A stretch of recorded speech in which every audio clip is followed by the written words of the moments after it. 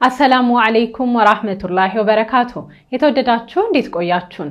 የጁማ ልዩ ኸበር የተካተተበት የሚያዝያ 10 2017 ዓመተ ልደት ሚንበር ኸበር ጀመረ። የዕለቱ ሚንበር ኸበር እየመራው ፋይዛ መሐመድ ከናንተ ከተመልካቾች ጋር ቆያለሁ። እስከ ፍጻሜው አብራችሁን እንድትዘልቁ በአክብሮት እየጋበዝኩ ለዕለቱ ከያዝናቸው ጉዳዮች መካከል አበይቱን አስቀድማለሁ። በዘንድሮ የሐጅ ስነ ስርዓት ላይ የሚሳተፉ ኢትዮጵያውያን ቁጥር እንዲቀንስ መደረጉን ጠቅላይ ምክር ቤቱ ገለጸ። ያለ ፍቃድ ሐጅ የሚፈጽሙ ሰዎችን በእስራትና በገንዘብ እንደምትቀጣ ሳውዲ አረቢያ አስታወቀች። ከዓለም አቀፍ የሶሪያና ኢራቅ መሪዎች በኳታር አሚር አመቻችነት በዶሃ ተገናኝተው ተወያዩ የሚሉት የሚንበር ኸበር አበይት ጉዳዮች ናቸው። አብራችሁን እንድትቆዩ በድጋሚ እየጋበዝን ወደ ቀዳሚው ኸበር አልፋለሁ። በዘንድሮ ሐጅ ስነ ስርዓት ላይ የሚሳተፉ ኢትዮጵያውያን ቁጥር እንዲቀንስ መደረጉን ጠቅላይ ምክር ቤቱ ገለጸ። የኢትዮጵያ እስልምና ጉዳዮች ጠቅላይ ምክር ቤት በ1446ኛ ዓመተ ሂጅራ የሐጅ ስነ ስርዓት ላይ የሚሳተፉ ኢትዮጵያውያን ቁጥር ቀድሞ በእቅድ ከተያዘው ወደ 6000 እንዲቀንስ መደረጉን ገልጿል። ምክር ቤቱ ይህን የገለጸው ሐሙስ ሚያዝያ 9 2017 ዓመተ ልደት ነው። የጠቅላይ ምክር ቤቱ የሐጅና ዑምራ ዘርፍ ኃላፊ ሐጂ አብዱልፈታህ መሐመድ ናስር እንደተናገሩት የሁጃጆች ቁጥር ዝቅ እንዲል የተደረገው ከውጪ ምንዛሬ ለውጥ ጋር በተገናኘ ነው። ቀድሞ የተቀመጠው እስከ 9000 ሁጃጅ ለመመዝገብ ነበር ያሉት ኃላፊው እቅዱ በድጋሚ እንዲከለስ መደረጉን አስረድተዋል። በክለሳው መሰረት ጠቅላይ ምክር ቤቱ 6000 ምዕመናንን ምዝገባ ለማከናወን ቢታቀድም እቅዱ ሙሉ ለሙሉ ስለመሳካቱ ግን በግልጽ የተናገሩት ነገር የለም። ላለፉት ጊዜያት ሲከናወን የቆየው ምዝገባ ተጠናቆ ባለፉት ቀናት ሲከናወን የነበረው የማሟያ ምዝገባ እንደነበር አስታውሰዋል። በዚህም የሳውዲ አረቢያ ሐጅና ዑምራ ሚኒስቴር ለምዝገባው ያስቀመጠው የጊዜ ሰሌዳ ዛሬ ጁማ ሚያዝያ 10 2017 ዓመተ ልደት ወይም ሸዋል 20 1446ኛ ዓመተ ሂጅራ መሆኑን በመግለጽ ክፍያን ጨምሮ ሰነድ ያላሟሉ ሁጃጆች እስከ ምሽት 6 ሰዓት ድረስ እንዲያጠናቅቁ መልእክት አስተላልፈዋል። ከእኩለ ሌሊት በኋላ ምዝገባው ሙሉ ለሙሉ ይጠናቀቃል ብለዋል። ጠቅላይ ምክር ቤቱ የዘንድሮውን የሐጅ ምዝገባ ለሁለት ጊዜያት ማራዘሙ የሚታወቅ ነው። ጠቅላይ ምክር ቤቱ በዘንድሮ ዓመት በሐጅ ስነ ስርዓት ላይ ለሚሳተፉ ምዕመናን ያስቀመጠው ተመን 625000 ብር ነው። ይህም ባለፈው ዓመት ከነበረው ከ90 በመቶ በላይ ጭማሪ የተደረገበት ነው። ከኢትዮጵያ ባለፈው ዓመት ለሐጅ የተጓዙ ምዕመናን ቁጥር 12000 እንደነበር ይታወሳል። ወደ ሌላ ሐጅን የተመለከተ ኸበር እንለፍ። ያለ ፍቃድ ሐጅ የሚፈጽሙ ሰዎችን በእስራትና በገንዘብ እንደምትቀጣ ሳውዲ አረቢያ አስታወቀች። የሳውዲ አረቢያ ሐጅና ዑምራ ሚኒስቴር ያለ ፍቃድ ሐጅ የሚፈጽሙ ሰዎች ላይ የእስራትና ገንዘብ መቀጮ እንደሚጥል አሳውቋል። ሚኒስቴሩ ሐጅ ላይ ፍቃድ ሳይኖራቸው ማጭበርበር የሚፈጽሙ ላይ ቅጣቱን የደነገገው ክንውኑን ስርዓት ባለው መልኩ ለማስፈጸም መሆኑን ገልጸዋል። አዲስ ይፋ በተደረገው የቅጣት እርምጃ በቅዱሳን ከተሞች ያለ ፍቃድ ከተገኙ በተጨማሪ የትራንስፖርት አገልግሎት የሚሰጡ ቅጣት ይጣልባቸዋል። በዚህም ያልተፈቀደላቸው የሐጅ መንገደኞችን የሚያጓጉዙ ለእያንዳንዱ ጥሰት ለ15 ቀናት በእስር ቤት እንዲያሳልፉ ይደረጋል። በተጨማሪም በእያንዳንዱ ፍቃድ ያልያዘ መንገደኛ 10000 የሳውዲ ሪያል የገንዘብ ቅጣት ይጣላል። ተሳታፊዎች በቁጥር ሲጨምሩ ቅጣቱም የሚጨምር ይሆናል። እንዲህ አይነቱን ድርጊት የበለጠ ለማስቀረት ወንጀለኞች በአደባባይ እንዲዞሩ ይደረጋል ያለው ሚኒስቴሩ የውጭ ሀገራት ዜጎች ከሆነ ቅጣታቸውን ካጠናቀቁ በኋላ ለተወሰነ ጊዜ ወደ ሳውዲ አረቢያ እንዳይመለሱ ክልከላ እንደሚጣልባቸውም አስታውቋል። የሳውዲ አረቢያ መንግስት ሐጅ ማከናወን የሚቻለው ህጋዊ ቪዛ በመያዝ ብቻ እንደሆነ በድጋሚ ገልጸዋል። የሐሰት ሰነድ በመጠቀም የተያዘ ማንኛውም ሰው በህጉ መሰረት በቁጥጥር ስር ውሎ ለፍርድ እንደሚቀርብ በማስታወስ በሌሎች የቪዛ አይነቶች ዑምራ መፈጸም እንደማይቻልም ከዚህ ቀደም አሳውቋል። የኢትዮጵያ አየር መንገድ በቢሾፍቱ አቅራቢያ ለሚያስገነባው አውሮፕላን ማረፊያ 2500 አባወራዎችን በማንሳት አዲስ ወደ አስገነባው መኖሪያ ቤት እንደሚያዘዋውር ዋና ስራ አስፈጻሚው ገለጹ። የኢትዮጵያ አየር መንገድ በቢሾፍቱ አቅራቢያ ለሚያስገነባው አዲስ አየር ማረፊያ 2500 አባወራዎች እንደሚነሱ ከአየር መንገዱ ዋና ስራ አስፈጻሚ አቶ መስፍን ጣሰው መስማቱን የዘገበው ቢቢሲ ነው። ስራ አስፈጻሚው የኢትዮጵያ አየር መንገድ ለሚያስነሳቸው 2500 አባወራዎች መኖሪያ ቤቶች እንደሚገነባና በሚቀጥለው ዓመት ህዳር ወር እንደሚያስረክባቸው እንዲሁም በተመሳሳይ ወር የአውሮፕላን ማረፊያው ግንባታ እንደሚጀመር ተናግረዋል። አየር መንገዱ በቢሾፍቱ አቅራቢያ አቡሴራ አካባቢ አዲስ የሚገነባው ዓለም አቀፍ አየር ማረፊያ በሚቀጥለው ዓመት ህዳር ወር እንደሚጀመር አቶ መስፍን ጣሰው ገልጸዋል። በቢሾፍቱ አቅራቢያ ይገነባል የተባለው ግዙፉ አውሮፕላን ማረፊያ 3500 ሄክታር መሬት ላይ የሚያርፍ መሆኑን የገለጹት ዋና ስራ አስፈጻሚው ከመሬታቸው ለሚነሱ 2500 አባወራዎች በህዳር ወር ወደ አዲሱ መኖሪያቸው እንደሚዘዋወሩ አስታውቀዋል። አቶ መስፍን በአካባቢው የግብርና ምርቶች ማቀነባበሪያና የንግድ ተቋማትን ጨምሮ አዳዲስ አገልግሎት መስጫዎች እንደሚገነቡ ገልጸዋል። የኢትዮጵያ አየር መንገድ የሚያስገነባው አየር ማረፊያ ግንባታ ከ4 ዓመታት በኋላ የሚጠናቀቅ መሆኑንና በአፍሪካ ቀዳሚ የሆነ የአውሮፕላን ማረፊያ እንደሚሆን ተገልጿል። ከአዲስ አበባ 40 ኪሎ ሜትር ርቀት ላይ የሚገነባው ይህ አዲሱ አየር መንገድ በዓመት 110 ሚሊዮን መንገደኞችን እንደሚያስተናግድ ዋና ስራ አስፈጻሚው ገልጸዋል። የአየር መንገዱ እድገት በጨመረ ቁጥር ለአውሮፕላን ማረፊያው የተለያዩ የማስፋፊያ ስራዎች ሲከናወኑ ቢቆይም በዓመት 25 ሚሊዮን ተጓዦችን ማስተናገድ በሚችልበት የመጨረሻ አቅሙ ላይ መድረሱን አቶ መስፍን አስታውቀዋል። ይህ ግዙፍ የአየር መንገድ 1.1 ሚሊዮን ስኩዌር ኪሎ ሜትር ላይ የሚያርፍ የመንገደኞች ተርሚናል እንዲሁም 126190 ስኩዌር ኪሎ ሜትር ላይ የሚያርፍ ለአየር መንገዱ ድጋፍ የሚሰጡ ተቋማት 100,000 ስኩዌር ኪሎ ሜትር ላይ የሚያርፍ የጭነት አገልግሎት መስጫ እንደሚይዝ ተገልጿል። አዲሱ በቢሾፍቱ አቅራቢያ የሚገነባው አውሮፕላን ማረፊያ ከአዲስ አበባ ቦሌ አየር ማረፊያ ጋር በፈጣን መንገድ እንዲሁም በፈጣን ባቡር እንደሚገናኝ ተገልጿል። የኢትዮጵያ አየር መንገድ ከአፍሪካ ልማት ባንክ ጋር ለአዲሱ አየር መንገድ ግንባታ የሚውል የ7.8 ቢሊዮን ዶላር ስምምነት መፈራረሙ በዘገባው ተጠቅሷል። ደራሲና ጠበቃ ሀጂ ደርባቸው ሙሐመድ በ89 ዓመት ዕድሜ ከዚህ ዓለም በሞት ተለዩ። ደራሲና ጠበቃ ሀጂ ደርባቸው ሙሐመድ ገለቱ ባደረባቸው ህመም ከዚህ ዓለም የተለዩት ዛሬ ጁምዓ ሚያዝያ 10 2017 ዓመተ ልደት ነው። ተጨማሪ ያለን ደራሲና ጠበቃ ሀጂ ደርባቸው ሙሐመድ በ89 ዓመት ዕድሜ ከዚህ ዓለም በሞት ተለዩ። ደራሲና ጠበቃ ሀጂ ደርባቸው ሙሐመድ ገለቱ ባደረባቸው ህመም ከዚህ ዓለም የተለዩት ዛሬ ጁምዓ ሚያዝያ 10 2017 ዓመተ ልደት ነው። ሀጂ ደርባቸው ሙሐመድ ወደ አኼራ የተሻገሩት በ89 ዓመት ዕድሜ ነው። ሀጂ ደርባቸው የተወለዱት ሐምሌ 21 1928 በጨቦና ጉራጌ እዣ ውስጥ ነው። ልጅነት ጊዜያቸውን በእስልምና ትምህርት ጥናት በማሳለፍ መደበኛ ትምህርትን ዘግይተው መጀመራቸው ይነገራል። ከተወለዱበት አካባቢ ወደ አዲስ አበባ ከመጡ በኋላ መደበኛ ትምህርት በመቀጠል የሁለተኛ ደረጃ ማጠናቀቅ የቻሉ ሲሆን ከዚያም ወደ አዲስ አበባ ዩኒቨርሲቲ በማምራት በማታ ክፍለ ጊዜ በሕግ ትምህርት ቤት ዲፕሎማ ተመርቀዋል። ሀጂ ደርባቸው ወደ ስራ ዓለም ከገቡ በኋላ ለበርካታ ጊዜ የቆዩት በመንግስትና ህዝባዊ አገልግሎት ሰጪ መስሪያ ቤቶች ነው። ውሃ ልማትና የጭነት ማመላለሻ ስራ ድርጅት በተማሩበት ሙያ ካገለገሉባቸው መንግስታዊ ተቋማት የሚጠቀሱ ናቸው። ከመንግስት አገልግሎት በተጨማሪ በግል ጥብቅና አገልግሎት በመሰማራት 50 ዓመት በላይ ሰርተዋል። ከህግ ሙያ ጎን ለጎን መጽሐፍትን በማዘጋጀት ለአንባቢያን ያደረሱ ሲሆን ወደ አንባቢ ከደረሱት መካከል እኔ ሰው ነኝ፣ ደንዲ፣ የግዞት እንባ፣ እውነተኛ ታሪክ እና ያጋደለ ሚዛን ይገኙበታል።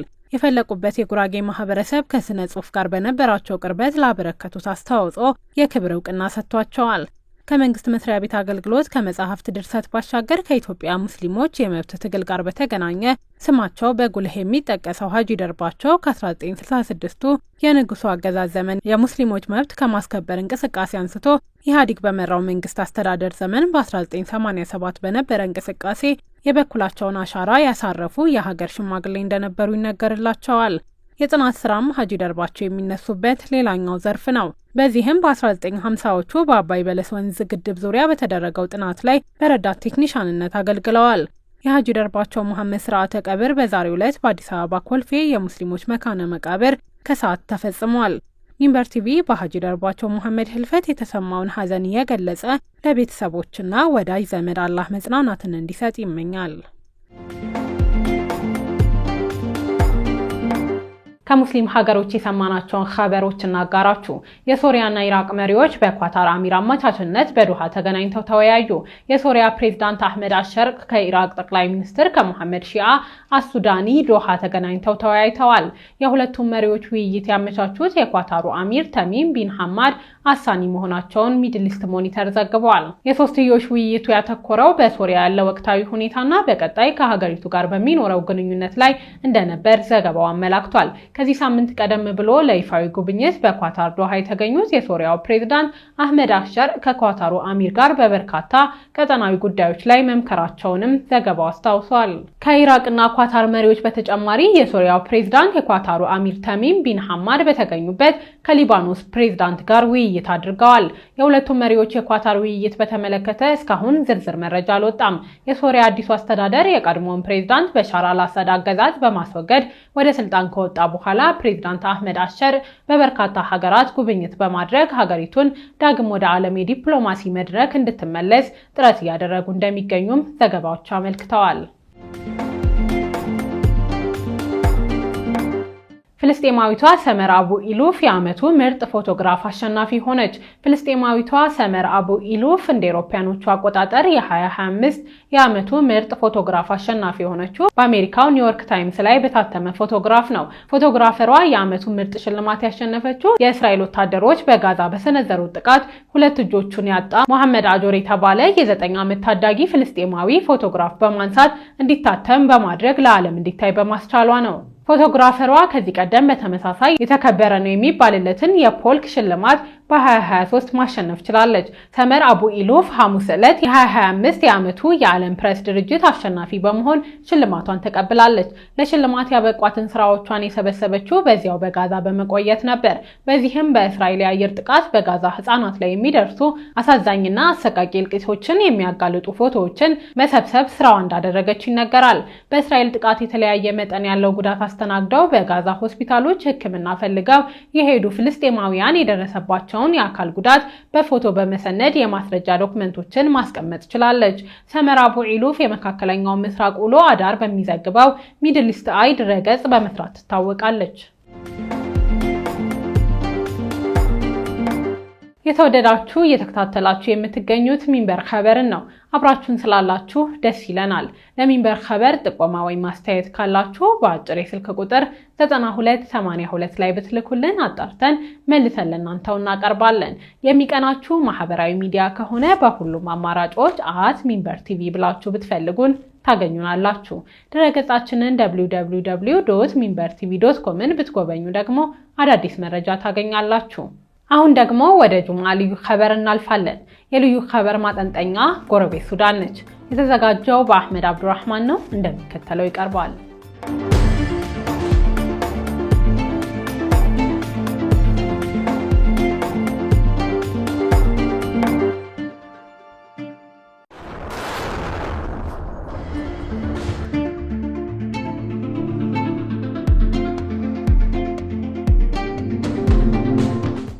በአገሪቱ መደበኛ ጦርና በፍጥኖ ደራሽ ኃይል መካከል የጀመረው ጦርነት በዚህ ሳምንት ሁለተኛ ዓመቱን ደፈነ። ተፋላሚዎቹ ውጊያ የጀመሩት ሚያዝያ 7 2015 ነበር። ቀድሞ ፊትና ኋላ የነበሩት ያን ጊዜ ዋናና ተከታይ የነበሩት ወታደሮች ዛሬ በነፍስ የሚፈላለጉ ደመኞች ሆነዋል። ቀድሞ ሌሎችን የጣሉት ጄኔራሎች ዛሬ አንዳቸው ሌላኛቸውን ለመጣል እያሴሩም እየሰሩም ይገኛሉ። ሰዎቹ ሌተናል ጄኔራል አብዱልፈታህ አልቡርሃንና ጄኔራል መሐመድ ሐምዳን ዳጋሎ ናቸው። የምናወራው ስለ ሱዳን ነው። ሱዳን ያለፉትን 2 ዓመታት ያሳለፈችው መከራ ውስጥ የከተታት ወደ 100,000 ገደማ የሰለጠኑ አባላት ያሉት የፍጥኖ ደራሽ ኃይል ወደ ሀገሪቱ ሰራዊት የሚካተትበት እቅድ ነበር። በዚህ እቅድ ላይ ሁለቱን ጄኔራሎች ያላስማማው ጉዳይ ጦሩ በምን ያክል ጊዜ ወደ መደበኛ ሰራዊቱ ይካተት የሚለው ነበር። ይህ አለመግባባት መካረሩ እስከቷቸው ከአሁንም ድረስ ሱዳናውያን ሰላም ርቋቸው ቆይተዋል። ሀገሪቱም በሁለቱ ሰዎች ትግል ፍዳ መቁጠር ጀምራ ለሸምጋይ ማለመች ብለው ሱዳን የትርምስ ማዕከል ሆና ቀጥላለች። መዲናዋ ካርቱም አንድ ሰሞን በፈጥኖ ደራሽ ኃይሉ ስትመራ፣ በቅርብ ሳምንታት ደግሞ በመደበኛው ጦር ቁጥጥር ስር ውላለች። በትግሉ ሚዛን ያጋደለለት መስሎ የነበረው አብዱልፈታህ አልቡርሃን የሚመሩት ጦር ካርቱምን ተቆጣጥሮ መንግስታዊ ስልጣኑን ለማጠናከር እየጣረ ባለበት ጊዜ የመሐመድ ሐምዳን ዳጋሎ ሄሜቲ ፈጥኖ ደራሽ ኃይል ለሱዳናውያን መርዶን የተባለውን ዜና ይፋ አድርጓል። ኃይሉ ትይዩ መንግስት መመስረቱን በይፋ አስነግሯል። የፈጥኖ ደራሽ ኃይሉ ይህን በሚያስነግርበት ወቅት በምዕራብ ዳርፉር ያለውን ይዞታ በማጠናከር ነው። ከዓለም አቀፍ መድረክ ዕውቅና ለማግኘት ጥረት የሚያደርገውም ዳርፉር ውስጥ ተቀምጦ ነው። የመሐመድ ሐምዳን ዳጋሎ ፈጥኖ ደራሽ ኃይል ይህን ይፋ ከማድረጉ አስቀድሞ ከአጋሮቹ ጋር የሱዳን መንግሥት መመስረቻ ቻርተር የሚል ስምምነት ያደረገው ከሳምንታት በፊት በናይሮቢ ነው። ትይዩ የተባለው መንግሥት መቀመጫውን በፖርት ሱዳን ያደረገውን በአብዱልፈታህ አልቡርሃን የሚመራውን መንግሥት የሚገዳደር ነው። የፈጥኖ ደራሽ ኃይሉ እንቅስቃሴ በተባበሩት መንግሥታት ድርጅት፣ በአፍሪካ ኅብረት፣ በአረብ ሊግ፣ በአውሮፓ ኅብረትና አሜሪካ ተቃውሞ ቢቀርብበትም ወደ ኋላ የሚያፈገፍግ አልሆነም። ስለ ጉዳዩ የሚናገሩ እንደሚሉት ዳጋሎ ይህን የሚያደርጉት የጦር መሳሪያ ድጋፍ ለማግኘት የሚደረገውን ጥረት ለማሳደግ ነው። ስለዚህ ፈጽሞ ወደ ኋላ ሊያፈገፍጉ አይችሉም። ሁለቱ ኃይሎች ፍትጊያውን ለጊዜው ቀንሰው ተኩስ እንዲያቆሙ ለማድረግ ከዚህ ቀደም የተደረጉ ጥረቶች በተለይ በመጀመሪያዎቹ ወራት ፍሬ ያፈሩ ቢመስሉም ዘላቂ አልነበሩም። የሳውዲ አረቢያ ጅዳ ከተማ በአሜሪካ የተመራ ሽምግልና አስተናግዳ ነበር። ኢጋድና አፍሪካ ኅብረት በሽምግልናው ተሳትፈዋል። ይሁን እንጂ ፍሬ ማፍራት አልቻለም። የአውሮፓዋ ስዊዘርላንድም እንዲሁ የሱዳንን ጉዳይ በአሜሪካ ፊት አውራሪነት ሽምግልና አስተናግዳለች። ሱዳናውያኑ መሪዎችና ተወካዮቻቸው አውሮፓ ቢሄዱም ሆነ መካከለኛው ምስራቅ ቢጓዙ ለሸምጋይ የሚረቱ አልሆኑም። በእርግጥ በርካታ ተንታኞች እንደሚሉት የሱዳን ጦርነት የራሳቸው የሱዳን ኃይሎች ብቻ መሆኑ ከቀረ ሰንብቷል። በሁለቱም ወገን የተለያዩ ሀገራት እጅ ስር ሰዷል። የሱዳን ጦርና ፈጥኖ ደራሽ ኃይል ጦርነቱን ሲገፉበት መሳሪያ የሚያቀብለው ብዙ ነው። መደበኛው ጦር ከግብፅ፣ ከሩሲያ፣ ከኢራን፣ ከቱርክና ከኤርትራ ድጋፍ እንደሚያገኝ በሰፊው እንደሚታመን ቢቢሲ አስነብቧል። ፈጥኖ ደራሽ ኃይሉን ያግዛሉ የሚባሉት የተባበሩት አረብ ኤምሬትስ፣ ቻድ፣ ደቡብ ሱዳንና ኬንያ ናቸው። ሀገራቱ እጃቸውን ማስገባታቸውን በተመለከተ በተለይ የመደበኛው ጦር መሪ አብዱልፈታህ አልቡርሃን ተደጋጋሚ ወቀሳ ሲሰነዝሩ ሰንብተዋል። ዳልቡርሃን ባይሆንም ወቀሳው በመሐመድ ሐምዳን ዳጋሎ በኩልም ተደምጧል። ጄኔራሉ እንደ አውሮፓውያኑ አቆጣጠር በጥቅምት 2024 ግብፅና ኢራን ላይ ክስ አቅርበው ነበር። ክሱ ሀገራቱ ለጦር ወታደራዊ ድጋፍ ያደርጋሉ የሚል ነው። በወቅቱ የጀመረው መካሰስ አሁንም ድረስ አልቆመም። ከሰሞኑ በሀገሪቱ ሰላም ለማምጣት በሚል በመከረው የለንደን ኮንፈረንስ ላይ ቀጥሏል። ከአፍሪካ ኢትዮጵያን ጨምሮ የአህጉሩን መሪ ድርጅት አፍሪካ ኅብረት ሀገሮች ሚኒስትሮችን ባሳተፈው ጉባኤ ላይ የአውሮፓ ኅብረት አባል ሀገሮቹ ፈረንሳይና ጀርመንም ተገኝተዋል። ኢትዮጵያ በዚህ ጉባኤ ላይ የተወከለችው የብሔራዊ መረጃና ደህንነት አገልግሎት ዋና ዳይሬክተሩ ሬድዋን ሁሴን በመሩት ልዑክ ነው። በዚህ ጉባኤ ላይ ሁለቱም የጦርነቱ ተፋላሚ ኃይሎች ሳይጋበዙ ቀርተዋል። እነዚህ ኃይሎች ባይጋበዙም አዘጋጇ እንግሊዝ የትኛዋን ሀገር ጋብዛ የትኛዋን ሳትጋብዝ ቀረች በሚለው ላይ ድምፅ ማሰማታቸው አልቀረም። በተለይ መደበኛ ጦሩ በተባበሩት አረብ ኤምሬቶች፣ ቻድና ኬንያ ሚኒስትሮች መጋበዝ ላይ ቅሬታ አለኝ ብሏል። በቅሬታ የጀመረው ጉባኤ መጨረሻ ላይም ቢሆን ከስምምነት ላይ የተደረሰበት አልሆነም። ሬውተርስ የዜና ወኪል ከጉባኤው መከናወን በኋላ ይዞት በወጣው ዘገባ ከስምምነት ላይ ላለመደረሱ በተለይ የአረብ ሀገሮች መስማማት አለመቻላቸውን በምክንያት ጠቅሷል። በመደበኛው ጦር በጉባኤው ላይ መሳተፍ የለባትም በሚል ተቃውሞ የቀረበባት የተባበሩት አረብ ኤምሬቶች የውጭ ጉዳይ ሚኒስቴር የፖለቲካ ጉዳዮች ምክትል ኃላፊ ላና ኑሰይባ ከስምምነት ላለመደረሱ ግብፅና ሳውዲ አረቢያን በስም ጠቅሰው ወቅሰዋል። ወቀሳው ከሁሉም በላይ ሱዳንን በሲቪሎች ወደሚመራ ገለልተኛ መንግሥት ማሸጋገር ላይ አንድነት እንደሚያስፈልግ እኛ ጥሪ ብናደርግም ሰሚ አላገኘንም የሚል ነው።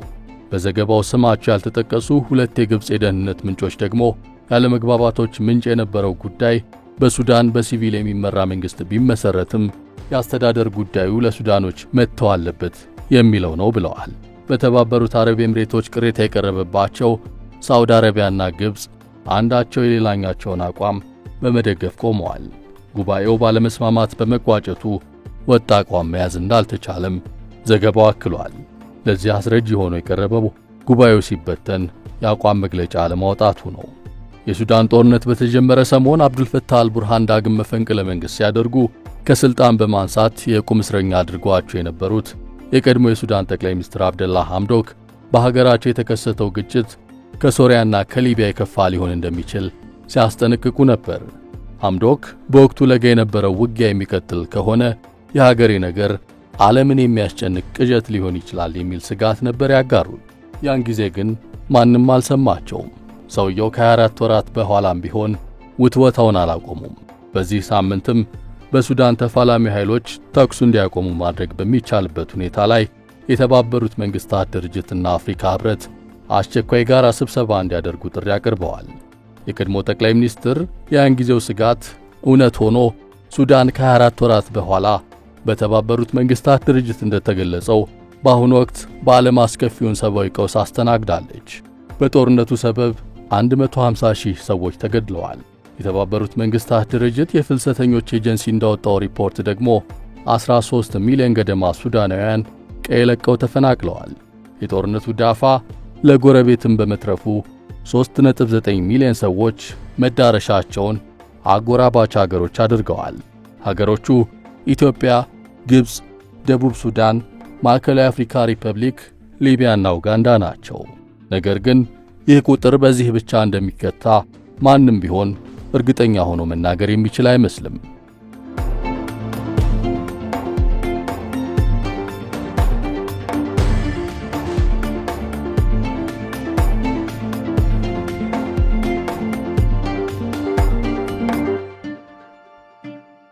ውድ ተመልካቾች ለዛሬ ያዘጋጀነው የሚንበር ኸበር በዚሁ ተጠናቀቀ። ፋይዛ መሐመድ አብሬያችሁ ቆየው። ወሰላሙ አለይኩም ወራህመቱላሂ ወበረካቱ።